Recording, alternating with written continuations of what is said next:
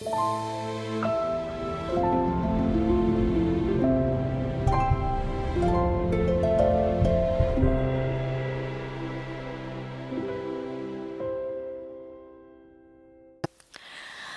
tout le monde, je m'appelle Amélie et je suis au micro du Pasteur Bobo comme vous le voyez là.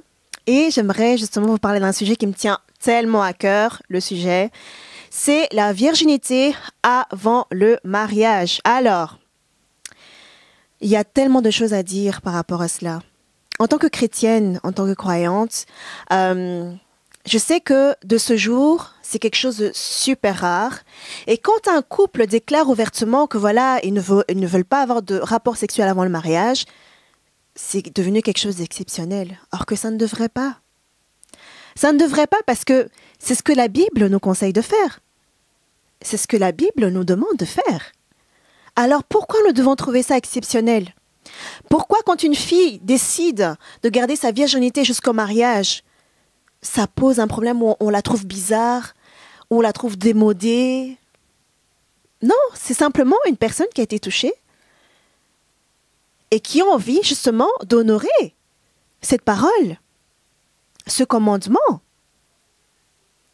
Donc, c'est vous les moqueurs justement qui devez faire attention à ce que vous faites, à ce que vous dites. Vous les hommes, non. Vous n'êtes pas sérieux? Vous vous promenez à gauche, à droite, vous fréquentez à gauche, à droite, et maintenant quand vous êtes prêt à vous installer, à vous marier, là vous cherchez une vierge. Est-ce que c'est normal? Ça n'a même pas de sens. Est-ce que c'est logique? C'est même pas logique. Donc tu as fréquenté 40 femmes, tu as fréquenté 50 femmes. Donc tu vas aller chercher la 51e femme qui est vierge. Pourquoi? Il ne faut même pas t'attendre à ça. Il ne faut même pas exiger, il ne faut même pas parler de ça. Parce que si on regarde dans ton répertoire, là, dans le passé, tout ce que tu as fait, toi-même, fais quand même le résumé, ça là récapitulatif. Et tu verras que tu n'es même pas en position de réclamer quoi que ce soit. Parce que toutes les femmes que tu as fréquentées, là, elles doivent aussi se marier demain. Elles vont dire quoi?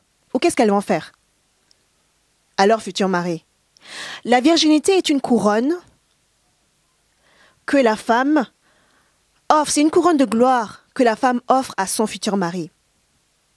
Je dirais même que c'est une promesse que l'un doit faire à l'autre. Ça va dans les deux sens. Pour moi, personnellement, je pense sincèrement que ça va dans les deux sens. Et ce n'est pas seulement la femme qui doit faire l'effort. Non. Nous devons tous faire l'effort. Parce que cette histoire-là, ça concerne tout le monde.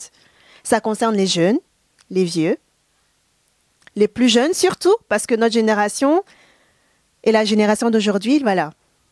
J'aimerais juste vous motiver, vous encourager à faire le nécessaire et surtout à vraiment être ferme dans la décision que vous prenez. Alors, j'ai une petite question, en fait, par rapport à toi. Tu es un homme, tu me regardes. Je dis, hein. Si on doit te demander de récupérer donc toutes les femmes que tu as déviergées, il y en aurait combien qu'on doit récupérer aujourd'hui? La femme qui est à côté de toi, là, je pense que vaut mieux que tu la gardes seulement, que tu la protèges et que tu l'aimes encore plus. Parce que si on doit faire ton enquête à toi, je pense que tu seras KO. Et ton dernier mot sera quoi? Affaire à suivre.